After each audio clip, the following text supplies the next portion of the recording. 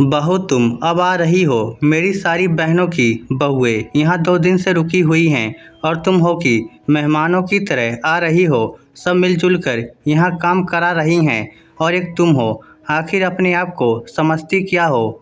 तुम्हें अपनी सास की इज्जत का थोड़ा सा भी ख्याल नहीं है। सुधा जी अपनी बहू पूर्वी को डांट रही थी। उनके भाई के लड़के की शादी थी जहां उनका पीहर का पूरा परिवार एकत्रित था।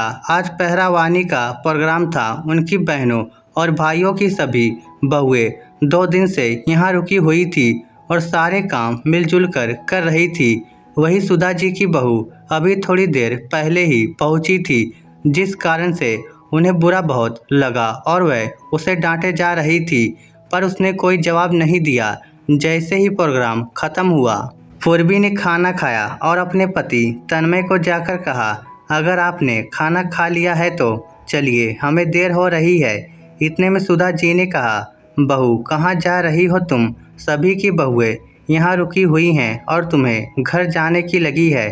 अब कल तो बारात ही है, तो यहीं रुक कर जाओ। सबके साथ रुक कर के शादी एंजॉय क्यों नहीं करती? तुम यहाँ रुकोगी तो सबको अच्छा लगेगा। तुम भी तो देखो तुम्हारे ससुराल में शादियाँ कैसे होती हैं। देखिए मम्मी जी, शादी कोई दूर तो हो नहीं रही, पास की तो शादी है, तो रुकने की क्या ज़रूरत? कल फिर आ जाएंगे। फिर तन्मय से बोली, चलिए तन्मय जी, देर हो रही है। तन्मय और सुधा जी को बुरा तो लगा, लेकिन इतने लोगों के बीच बतंगड़ बनाना ठीक नहीं समझा। तन्मय चुपचाप पूर्वी को लेकर वहां से निकल गया। घर आकर तन्मय ने पूर्वी से कहा, अगर वहां रुक जाती तो कुछ बिगड़ नहीं जाता। अपने ही ससुराल की शादी में मेहमानों की तरह जा रही हो। अगर रुक जाती तो माँ को भी अच्छा लगता, लेकिन तुम और तुम्हारा इको कोई नहीं समझ सकता। अरे क्या गलत किया मैंने? थोड़े दिन पहले आप ही लोगों ने मुझे बताया था कि यदि घर की कोई शादी आपके शहर में ही हो तो किस तरीके से जाया जाता है। मैं तो आप लोगों के बताए अनुसार ही चल रही हूँ, तो बुरा क्यों लग रहा है? पूर्वी ने भी पलटकर जवाब दिया, तो इस बात का बदला तुम मेरी माँ से ले रही हो? शर्म नहीं आती तुम्हें? बहू हो, बहू की तरह रहो ना। पूर्वी तुम पहले से बहुत बदल गई हो। तन्मय ने चिढ़ते हुए कहा, हाँ, वक्त के साथ सभी को बदल जाना चाहिए, इसलिए मैं भी बदल गई। वैसे आप लोगों को ऐसी ही बहू पसंद थी। यह सुनकर तन्मय चुपचाप अपने कमरे में चला गया और चेंज करके दूसरी तरफ मुँह करके सो गया। पूर्वी को भी बिस्तर पर लेटे लेटे अपने भाई की शादी याद आने लगी, जब वह अपने भाई विनय के ठीक लगन वाले दिन अपने मायके पहुंची थी। घर पहुंचते ही वहां बैठे रिश्तेदारों ने तो उसे टोकना शुरू कर दिया, पूर्वी बेटा तू कब आई?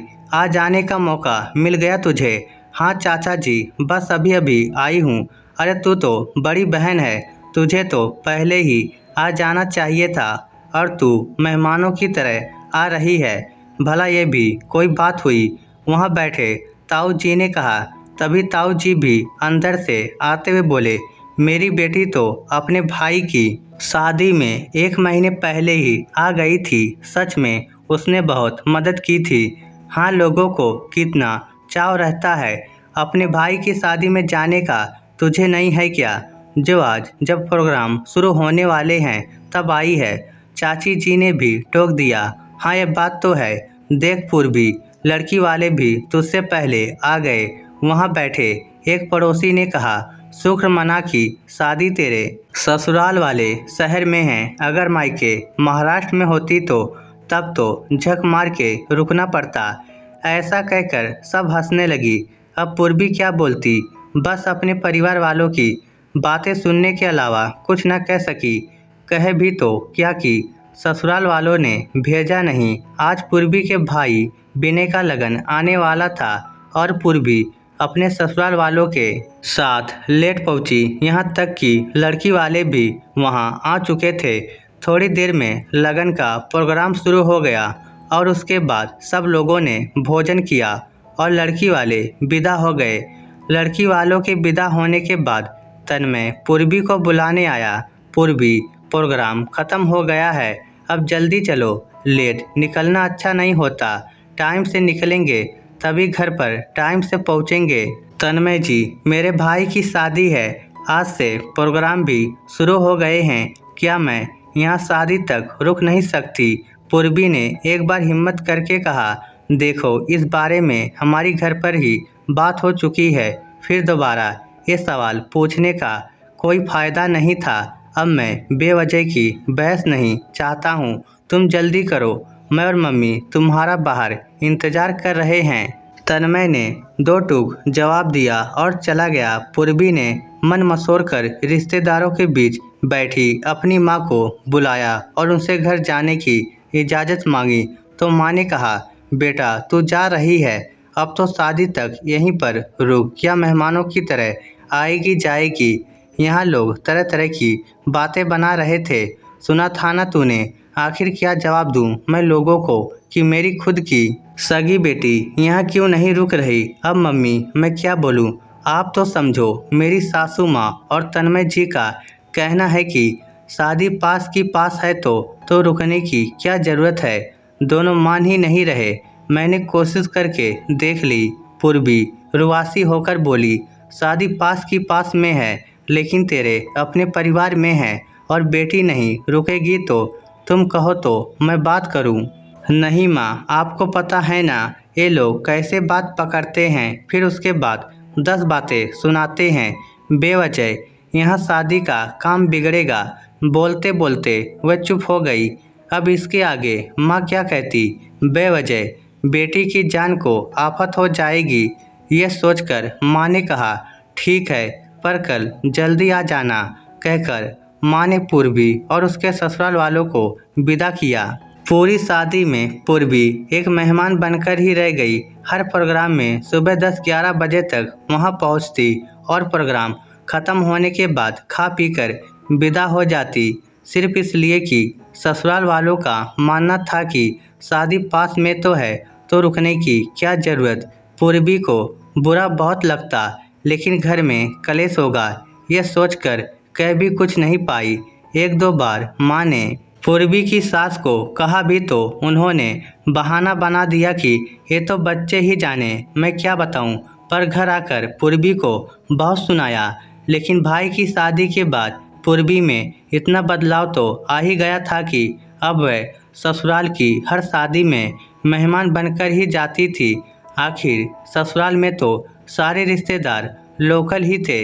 लोगों को लगता है कि बहू बदल गई, पर बदलने के पीछे कारण खुद होते हैं, ये कोई ध्यान नहीं देता।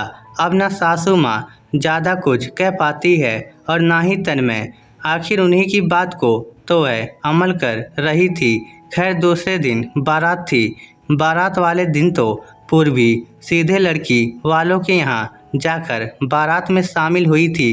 वो भी कैब से पहुंची थी, क्योंकि तन्मय तो गुस्से में सुबह ही यहाँ आ गया था और शाम को उसे लेने भी नहीं गया। जब बारात लड़की वालों के यहाँ पहुँच गई तब मौसी और मामियों ने उसे घेर लिया।